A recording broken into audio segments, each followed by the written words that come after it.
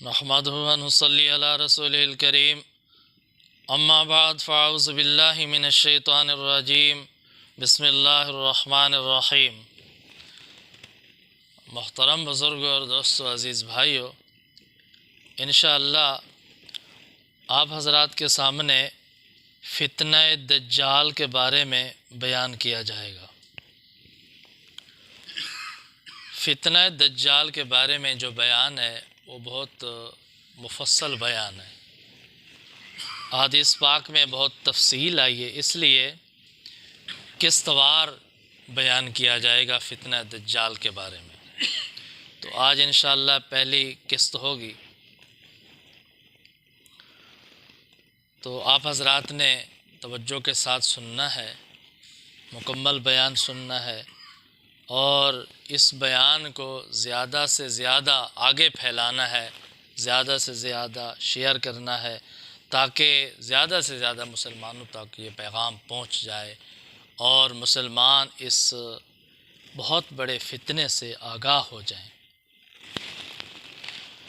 فتنہ دجال کے بارے میں بہت ساری تفصیلات ہیں کہ دجال کب ظاہر ہوگا، کہاں ظاہر ہوگا،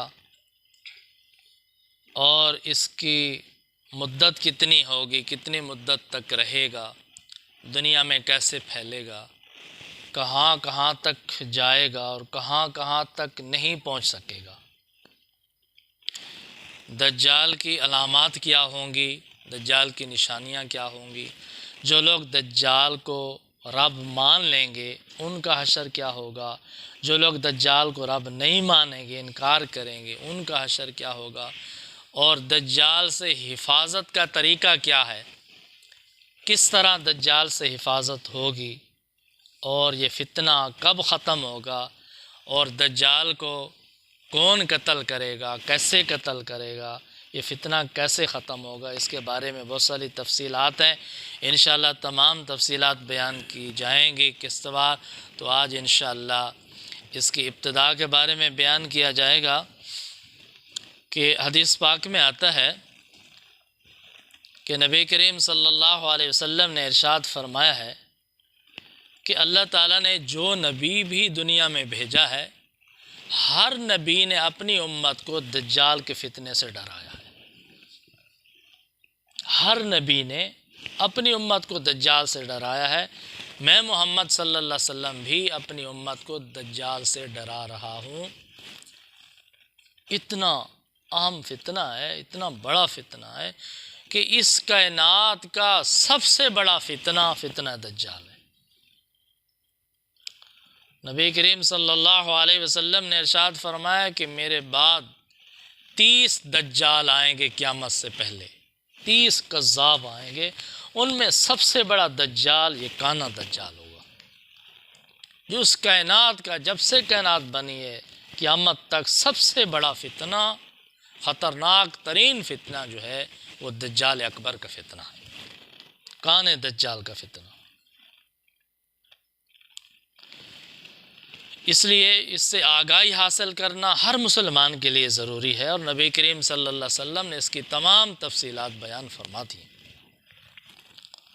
تو نبی کریم صلی اللہ علیہ وسلم نے ارشاد فرمایا کہ یہ دجال عراق اور شام کے درمیانی راستے پر ظاہر ہوگا۔ ملک شام اور عراق کے درمیان ایک راستہ ہے، اس راستے پر دجال ظاہر ہوگا، اور جب دجال ظاہر ہوگا، دجال ظاہر ہو کر نکلے گا تو یہ دنیا پر 40 دن تک رہے گا۔ کتنا رہے گا؟ 40 دن رہے گا، اور اس کا پہلا دن 1 سال کے برابر ہوگا، دوسرا دن 1 مہینے کے برابر ہوگا، تیسرا دن 1 ہفتے کے برابر ہوگا، اس کے بعد باقی دن جو ہیں وہ عام معمول کے مطابق ہوں گے۔ 40 دن اس کے پاس ہوں گے، فتنہ دجال 40 دن تک رہے گا، لیکن اتنا تیز فتنہ ہوگا کہ نبی کریم صلی اللہ علیہ وسلم نے فرمایا، جس سے معلوم ہوتا ہے کہ یہ 40 دن میں پوری روئے زمین پر پہنچ جائے گا۔ پوری دنیا پر پہنچے گا، اور اتنا تیز، ایسے تیز چلے گا جیسے ہوا بادلوں کو تیز بھگاتی ہے۔ کس طرح جب تیز ہوا ہو تو بادل کتنی تیزی سے بھاگ رہے ہوتے ہیں، چل رہے ہوتے ہیں، اس طرح بادلوں کی طرح تیزی سے بھاگے گا، تیزی سے چلے گا، اور 40 دن میں پوری دنیا پر پھیل جائے گا، پوری دنیا پر پہنچے گا، ہر پانی کے گھاٹ پر پہنچے گا دجال۔ اور 4 مقام ایسے ہیں جن کے متعلق مختلف روایات سے، احادیث پاک سے معلوم ہوتا ہے کہ ان تک شیطان نہیں پہنچ سکا گا۔ ایک مسجد حرام، دوسری مسجد نبوی، تیسری مسجد طور، اور چوتھی مسجد اقصی بیت المقدس۔ ان 4 مساجد تک نہیں پہنچ سکے گا۔ اس کے علاوہ پوری دنیا میں یہ پہنچ جائے گا۔ حرمین شریفین پر فرشتوں کا پہرا ہوگا، ننگی تلواریں لے کر فرشتے کھڑے ہوں گے، اور دجال کو بھی مکہ معظمہ اور مدینہ منورہ میں داخل نہیں ہونے دیں گے، اور مسجد نبوی اور مسجد حرام میں داخل نہیں ہونے دیں گے، اور اس کے روب کو بھی داخل نہیں ہونے دیں گے۔ کوشش کرے گا دجال، یہ چلتے چلتے پوری دنیا میں پھیلے گا، اور مدینہ منورہ کے قریب بھی جائے گا۔ اس مقام کی بھی نبی کریم صلی اللہ علیہ وسلم نے نشاندہی فرما دی ہے، اس مقام تک پہنچ جائے گا، پھر آگے نہیں بڑھ سکے گا کیونکہ آگے فرشتوں کا پہرا ہوگا۔ تو پھر مدینہ منورہ میں 3 مرتبہ زلزلہ آئے گا۔ اس زلزلے کی وجہ سے منافق مرد اور منافق عورتیں مدینہ میں نہیں رہ سکیں گے، وہ مدینہ سے باہر نکل آئیں گے، اور باہر نکل کر دجال کے لشکر میں شامل ہو جائیں گے۔ پاک لوگوں کے ساتھ پھر نہیں رہ سکیں گے نا، جو دراصل کافر ہیں وہ کافروں کے ساتھ مل جائیں گے۔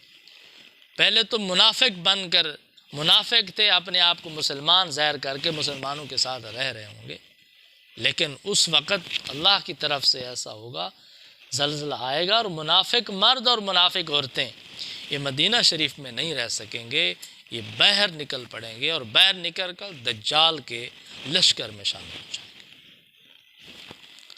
تو بہرحال پھر اس سے وہاں سے بھاگنا پڑے گا۔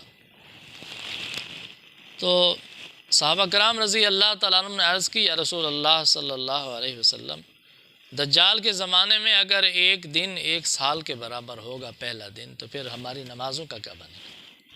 صحابہ تو صحابہ تھے نا، صحابہ رضی اللہ تعالیٰ عنہ کو فکر لگ گئی کہ اس وقت امت کی نمازوں کا کیا بنے گا؟ 1 سال کے برابر ہوگا ایک دن، تو 1 دن کی نمازیں پڑھیں گے، 1 سال کی نمازیں پڑھیں گے۔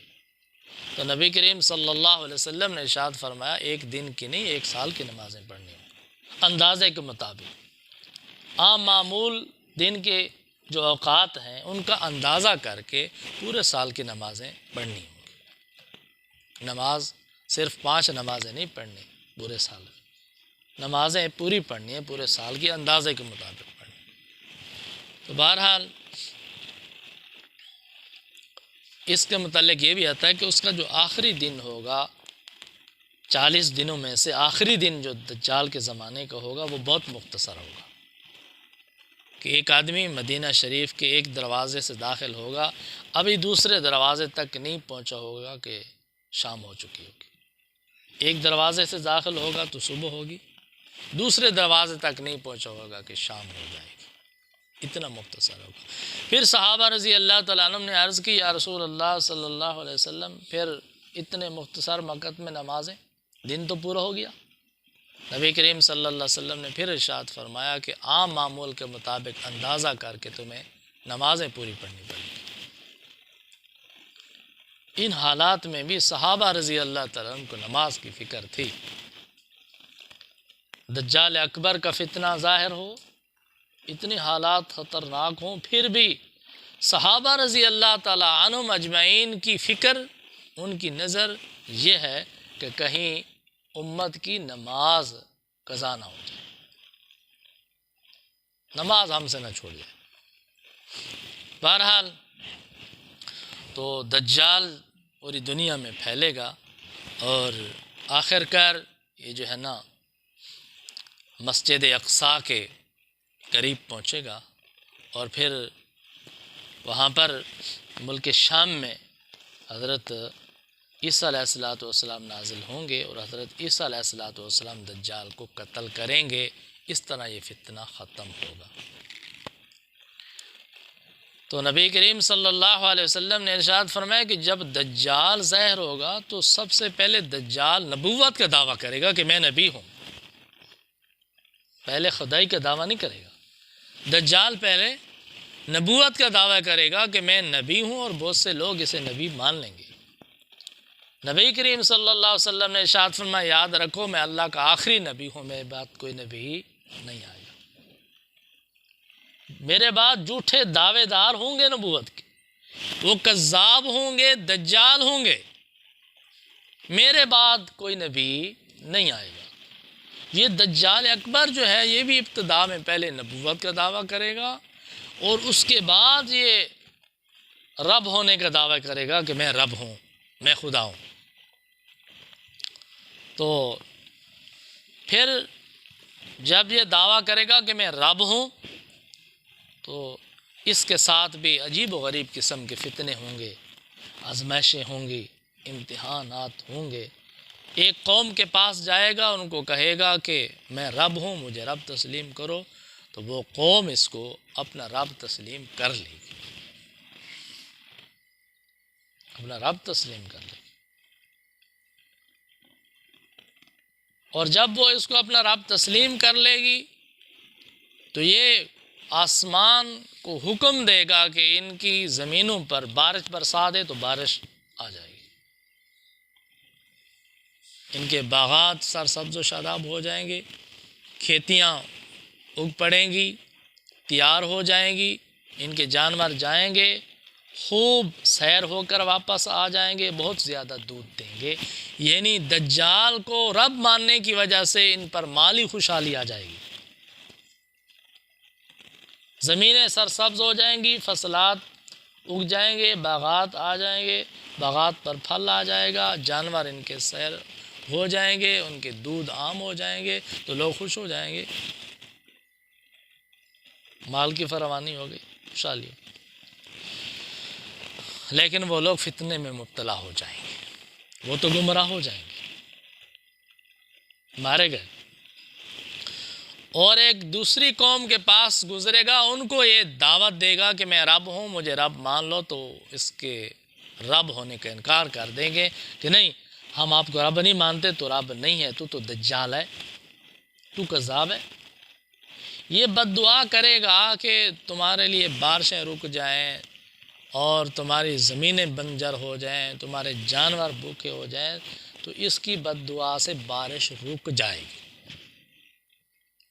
جو اس کو رب نہیں مانیں گے، آزمائش ہے نا، امتحان ہے، جو اس کو رب نہیں مانیں گے ان پر بارش بھی رک جائے گی، ان کی زمینیں بھی بنجر ہو جائیں گی، ان کے باغات بھی نہیں اگیں گے، ان کو پھل بھی نہیں لگے گا، اور فصلات بھی نہیں اگیں گے، گھاس بھی نہیں اگیں گے، جانور بھوک پہ مریں گے، آزمائش ہوگی۔ لیکن جو ایمان والے ہوں گے وہ تو سمجھ رہے ہوں گے کہ یہ آزمائش امتحان ہے۔ تو نبی کریم صلی اللہ علیہ وسلم نے ارشاد فرمایا کہ سنو مسلمانوں، سنو، ایسے حالات ہوں گے دجال کے زمانے میں، لیکن فرمایا ایمان پر جمے رہنا، ایمان پر ڈٹے رہنا، ایمان پر مستقیم رہنا، پکا رہنا۔ اور فرمایا جو شخص اس کا انکار کر دے گا تو پھر دجال اس کا کچھ نہیں بگاڑ سکے گا۔ اور نبی کریم صلی اللہ علیہ وسلم نے ارشاد فرمایا اگر تم دجال کو دیکھ لو تو پھر فرمایا کہ اللہ تعالیٰ سے مدد مانگو، اللہ تعالیٰ کو پکارو، اللہ کی فریاد کرو، اللہ سے مدد مانگو، اللہ سے دعا مانگو، اللہ کی طرف متوجہ ہو، اللہ کی ذات پر توکل کرو۔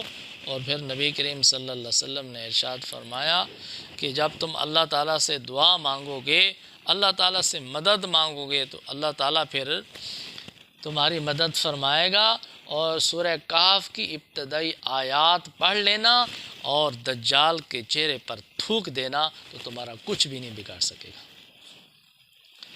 اور بہت ساری تفصیلات ہیں، دجال کی علامات کیا ہوں گی، نشانیاں کیا ہوں گی، اس کے ساتھ 2 فرشتے ہوں گے، وہ کیسے امتحان ہوگا، اس کے ساتھ جنت اور جہنم کے نمونے ہوں گے، وہ کیسے امتحان ہوگا، انشاءاللہ زندگی رہی تو آئندہ مجلس میں بیان کیا جائے گا۔